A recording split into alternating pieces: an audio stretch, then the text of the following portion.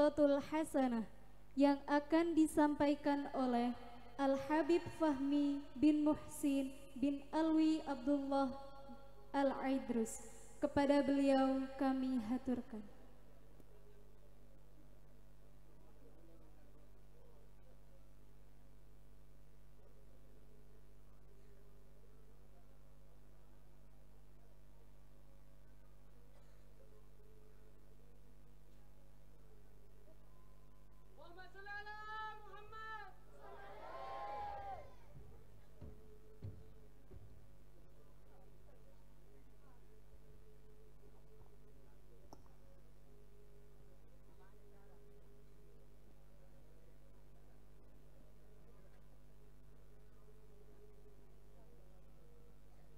Assalamualaikum warahmatullahi wabarakatuh.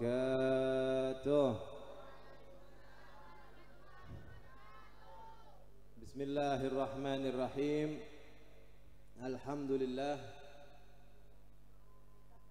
Alhamdulillah alladzi bi ni'matihi tatimmu shalihat wa bi fadlihi istafa man aradahu wa qarrabahu ilaih wa rafa'ahu a'la ad-darajat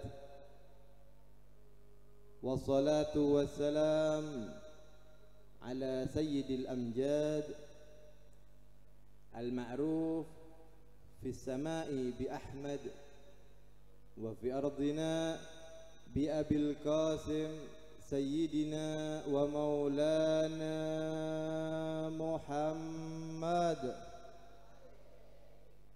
wa ala alihi wa ashabihi wa khulafai sadatil qadat. Rabbi shrah li sadri wa yassir li amri wahlul 'uqdatam min lisani yafqahu qawli. Subhanaka la ilma lana illa ma 'allamtana innaka antal alimul hakim.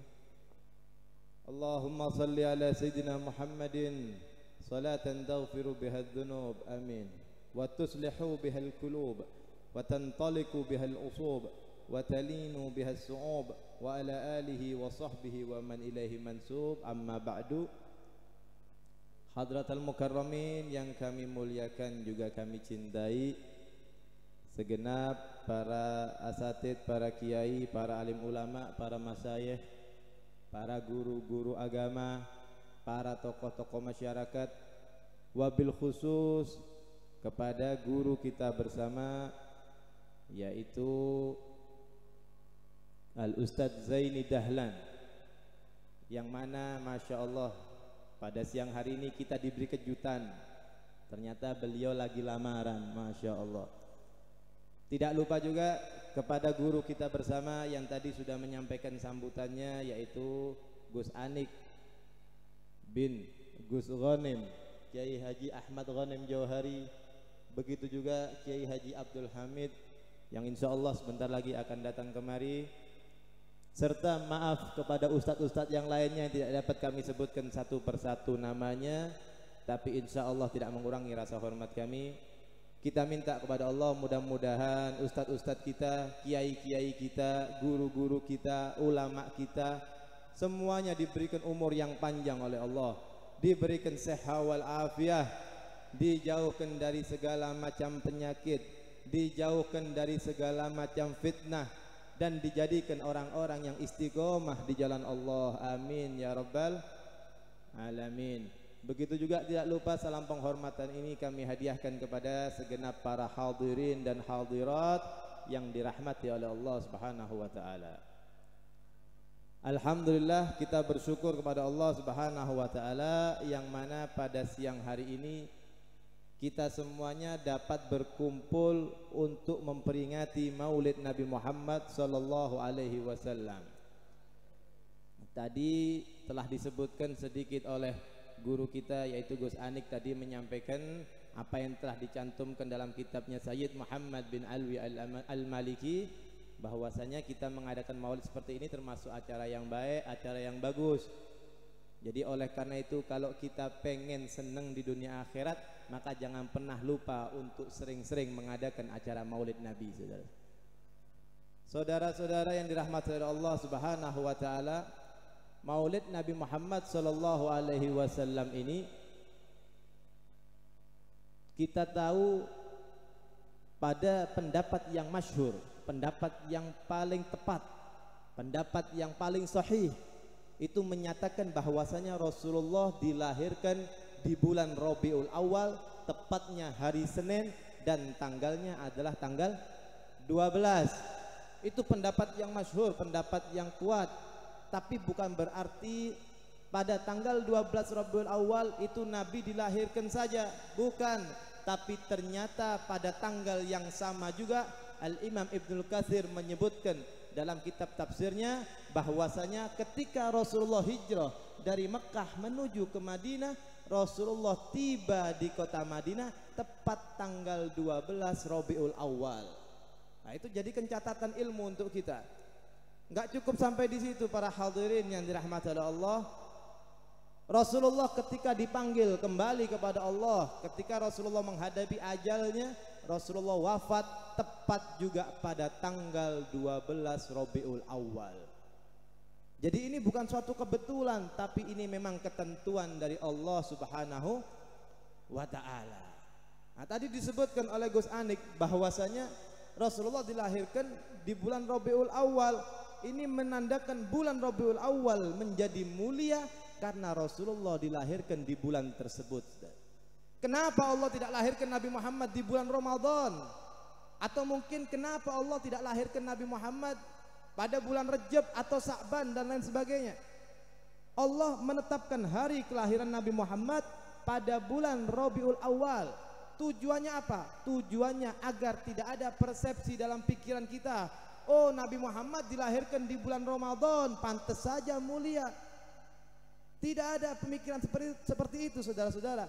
Akan tetapi Nabi Muhammad ditetapkan hari kelahirannya pada bulan Rabiul Awal agar semua umat Islam tahu bulan Rabiul Awal yang menjadi mulia karena Rasulullah SAW dilahirkan di bulan tersebut. Kira-kira paham nggak saudara-saudara? Jadi intinya segala sesuatu kalau sudah digabungkan dengan Nabi Muhammad SAW, maka sesuatu tersebut menjadi mulia para hadirin. Begitu juga dengan tempat tinggal Nabi Muhammad, kota Nabi Muhammad menjadi kota-kota yang mulia karena ada Rasulullah di situ, saudara-saudara. Madinah ini sebelum Nabi hijrah, Madinah ini namanya dulu Yathrib. Nama kota Madinah dulu adalah Yathrib. Yathrib itu dikenal dengan kota yang banyak penyakit. Banyak penyakit, jarang ada orang yang betah tinggal di Madinah dari saking banyaknya penyakit di sana. Tapi Nabi hijrah dari Mekah menuju ke Madinah, maka penyakit tadi hilang berkah daripada Nabi Muhammad SAW, dan kota tersebut berubah namanya menjadi Madinatun Nabi, kotanya Nabi. Ada yang menyebut dengan Madinatul Munawwarah, kota yang bersinar. Kenapa Madinah menjadi bersinar? Karena Rasulullah masuk ke kota Madinah, saudara-saudara. Jadi sesuatu apapun akan menjadi mulia jikalau digandengkan dengan Rasulullah SAW. Kita jeda sebentar, saudara. Nunggu adzan selesai.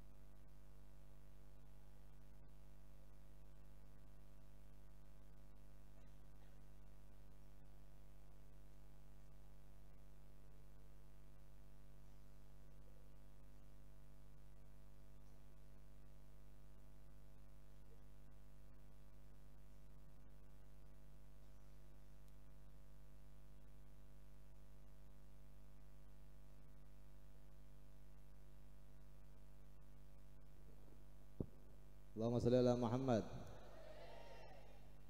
Mau ijazah? Mau ijazah apa enggak, saudara?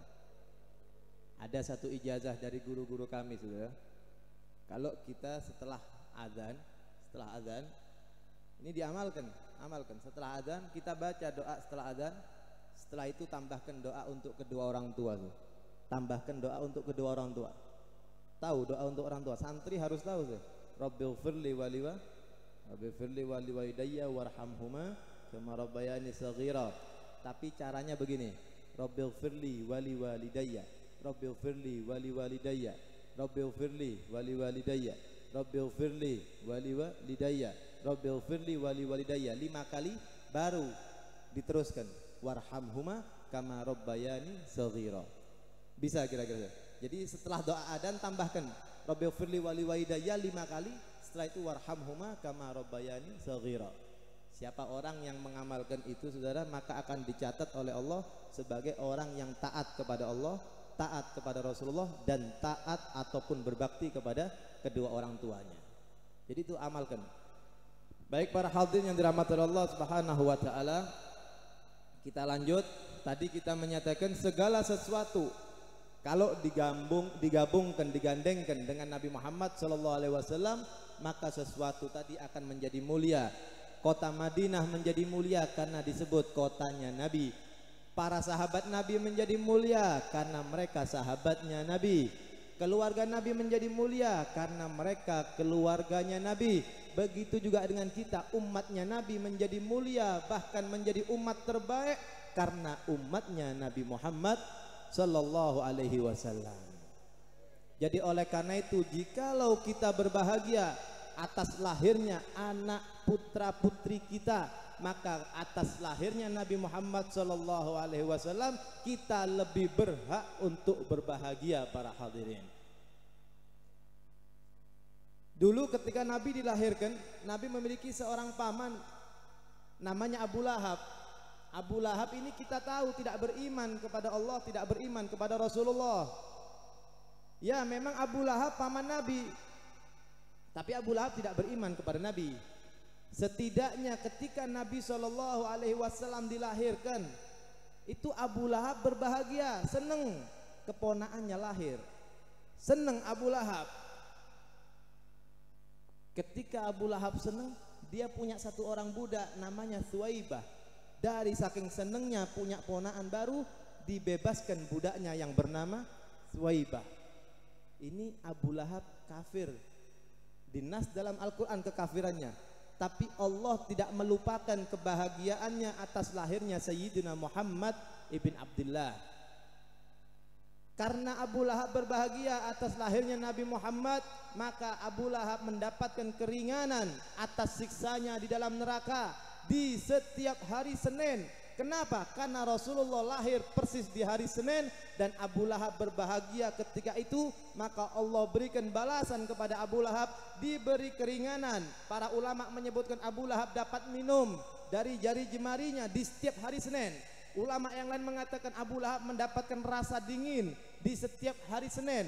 Walhasil Abu Lahab setiap hari Senin diberikan keringanan oleh Allah atas siksanya. Kenapa? Karena berbahagia atas lahirnya Nabi Muhammad Sallallahu Alaihi Wasallam.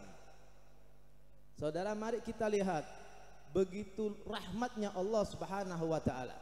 Padahal Allah bisa saja membalas Abu Lahab di setiap tanggal 12 Rabiul Awal, setahun sekali. Atau mungkin Allah balas di setiap tanggal 12-nya, sebulan sekali. Tapi tidak, saking luasnya rahmat Allah Subhanahu wa taala, Abu Lahab diberi balasan di setiap hari Seninnya, seminggu sekali. Ini Abu Lahab kafir, sampai-sampai seorang penyair mengatakan laukana hadza kafiran ja'a dammuhu bitabbat yadahu fil jahimi mukhallada ata annahu kullal yaumil isnaini yukhaffafu anhu lisururi bi ahmada famadhannu bil abdi tula hayatihi masruran bi ahmada wa mata muwahhida. Kalau ini Abu Lahab, kata seorang penyair, kalau ini Abu Lahab yang dia ini kafir, tidak beriman kepada Allah, tidak beriman kepada Rasulullah, tapi pernah berbahagia atas lahirnya Nabi Muhammad sallallahu alaihi wasallam. Yukhaffafu anhu, diberi keringanan oleh Allah dari siksanya di setiap hari Senin. Kenapa? Karena bahagia atas lahirnya Nabi Muhammad.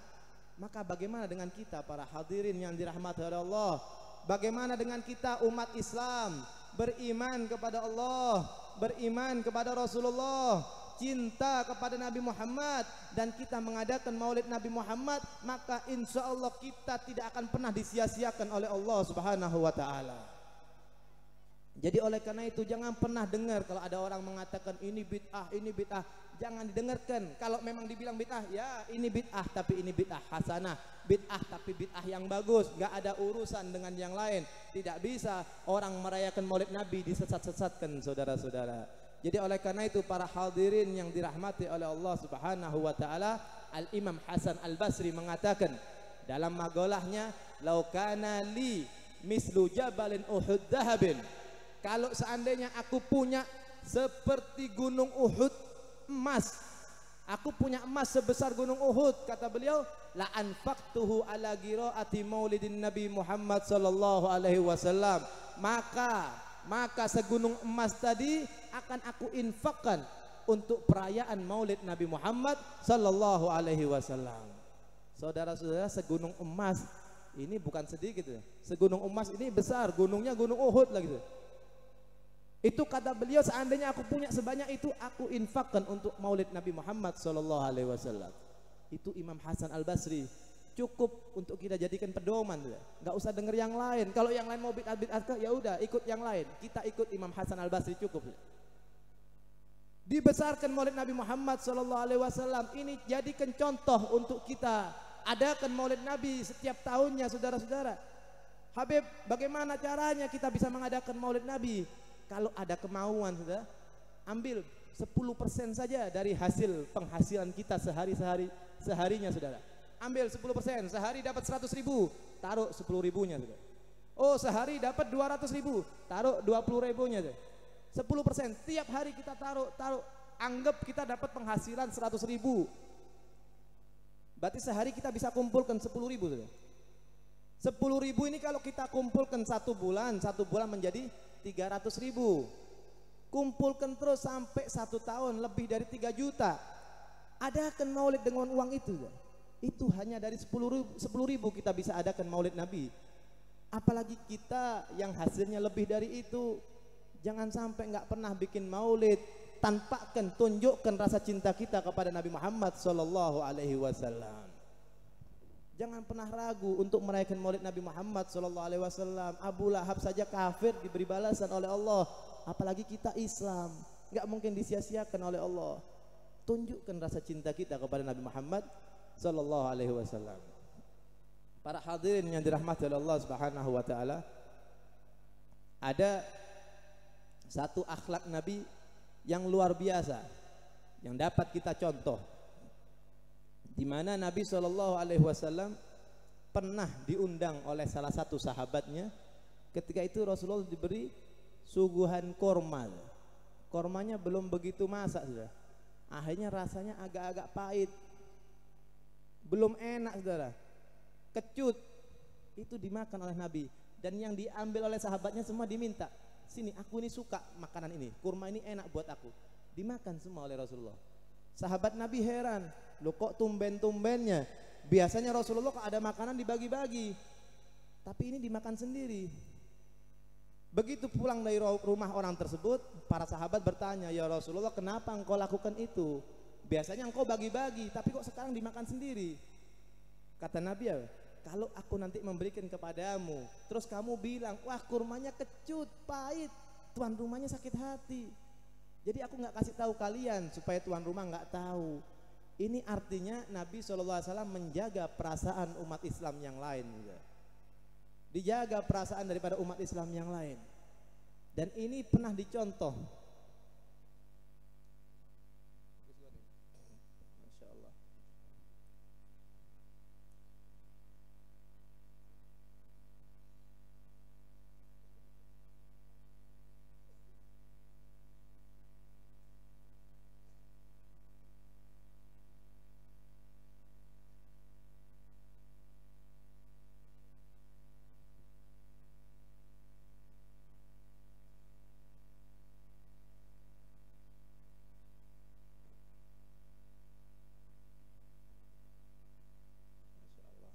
wa sahlan.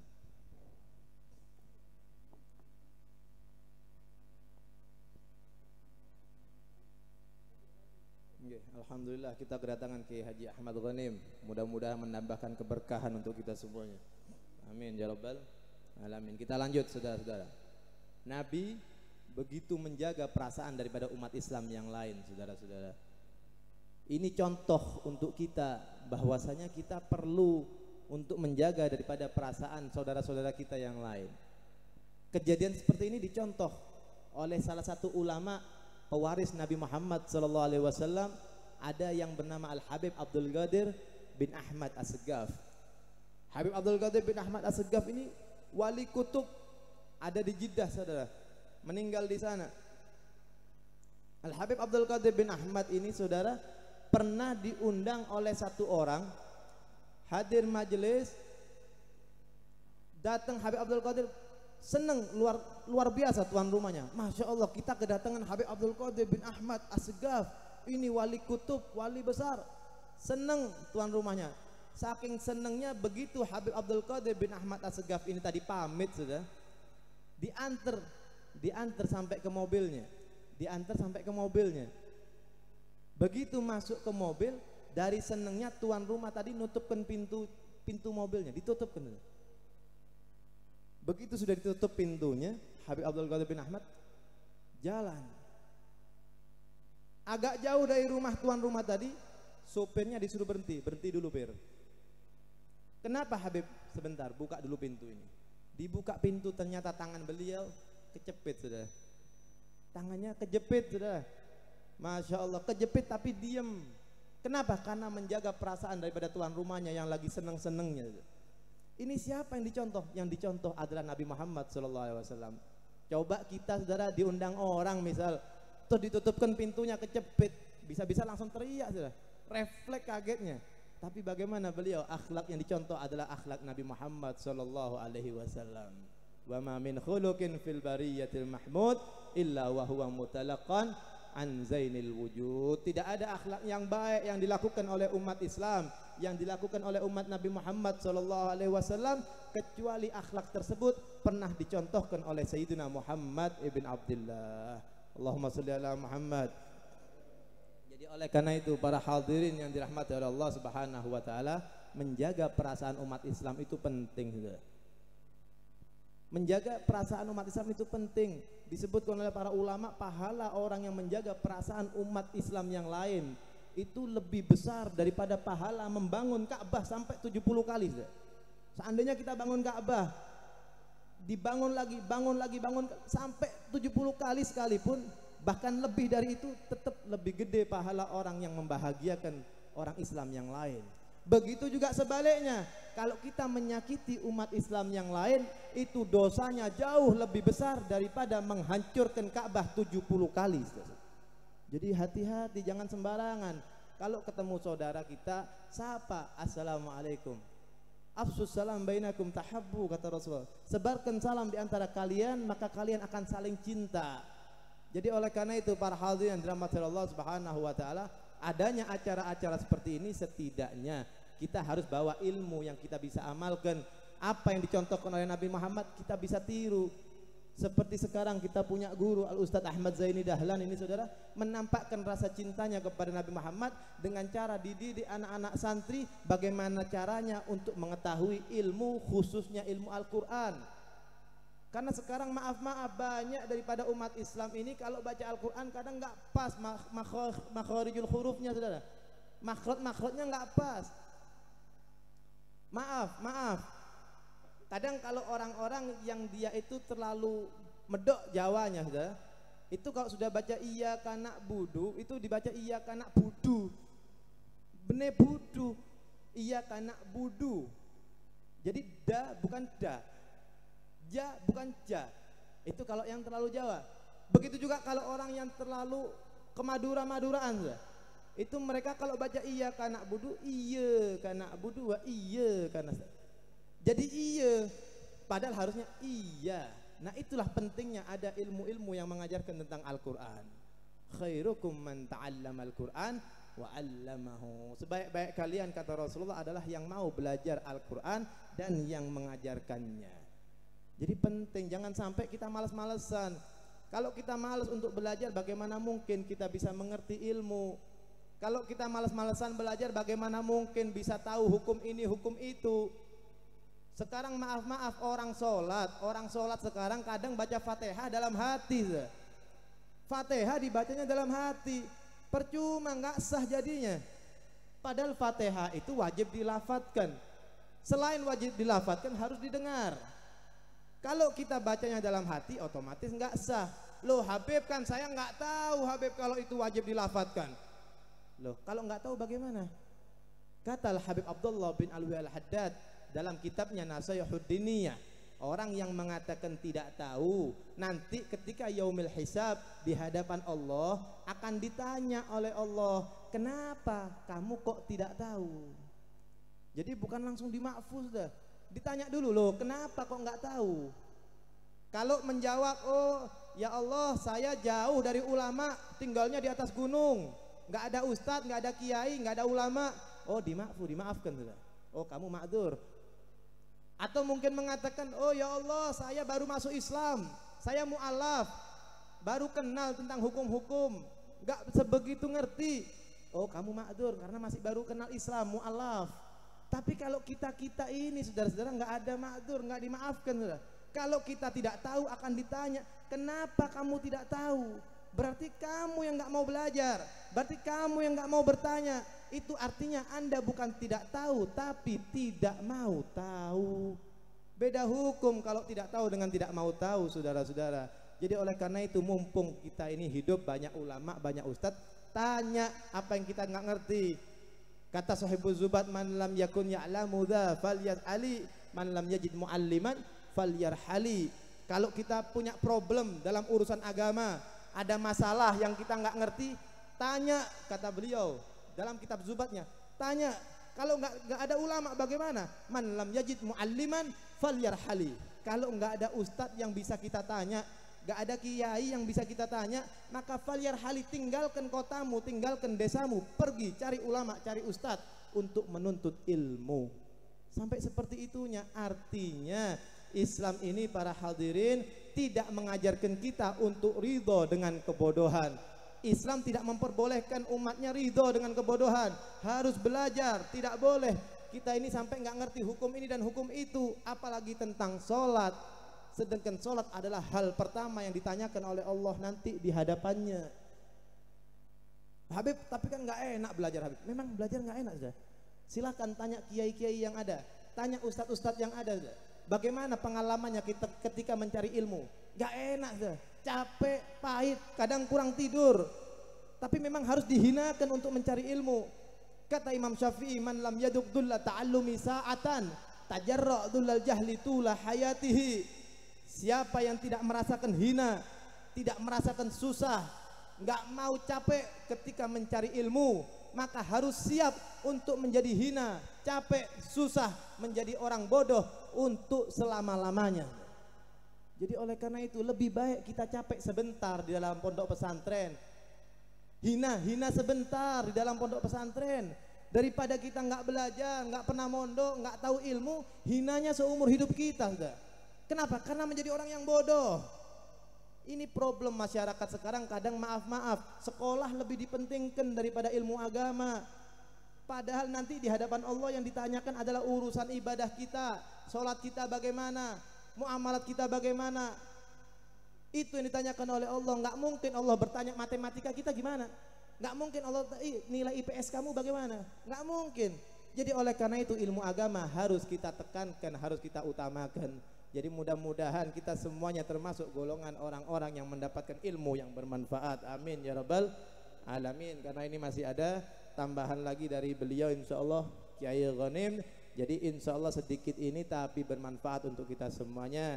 Kita berharap mudah-mudahan berkah daripada Maulid Nabi Muhammad SAW, bertambah rasa cinta kita kepada beliau, bertambah rasa cinta kita kepada Nabi Muhammad, bertambah rasa cinta kita kepada para sahabat Nabi Muhammad, bertambah juga rasa cinta kita kepada para keluarga Nabi Muhammad SAW. Dan kita berharap mudah-mudahan berkah Maulid Nabi kita semuanya diampuni dosanya oleh Allah, dihapus seluruh kesalahan-kesalahan kita, dan kita berharap berkah Nabi Muhammad kita semuanya husnul khatimah. Ya Allah biha, ya Allah biha, ya Allah bihusnil khatimah. Dan kita mudah-mudahan nanti jikalau sudah menjadi ahli kubur, kita diberikan oleh Allah rahmat di dalam kubur, kita diberikan nikmat di dalam kubur, kita dijauhkan daripada siksa kubur, kita diberikan kemudahan oleh Allah untuk menjawab pertanyaan-pertanyaan kubur. Dan kita berharap mudah-mudahan kita semuanya mendapatkan syafaat Nabi Muhammad SAW. Kita berharap mudah-mudahan dimudahkan langkah kita untuk dapat melewati jembatan Shiratal Mustaqim, dan kita mudah-mudahan dapat minum air telaga Kautsar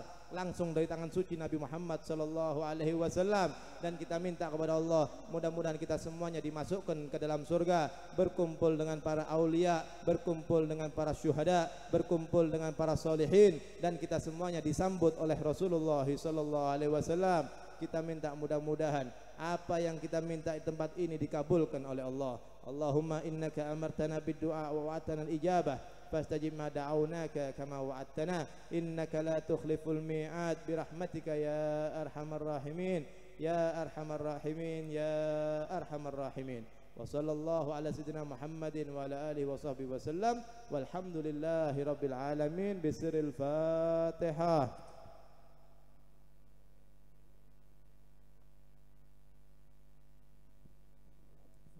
Baiklah para hadirin yang dirahmati Allah Subhanahu wa taala, apabila ada bahasa yang kurang sopan, kurang berkenan, kami mohon maaf yang tidak ada batasnya. Ini yang dapat kami sampaikan.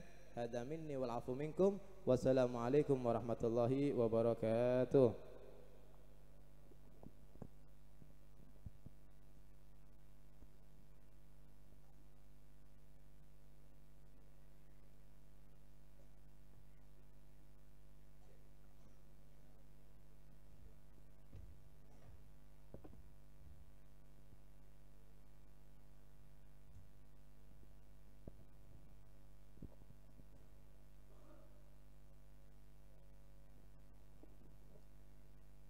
Terima kasih kami sampaikan. Semoga apa yang beliau sampaikan bisa menjadi suri tauladan. Lebih semangat dalam menjalankan kehidupan sehari-hari, lebih banyak bersyukur, dan selalu yakin semua permasalahan yang kita alami saat ini pasti akan diberikan jalan keluar oleh Allah Subhanahu wa taala. Amin amin ya rabbal alamin.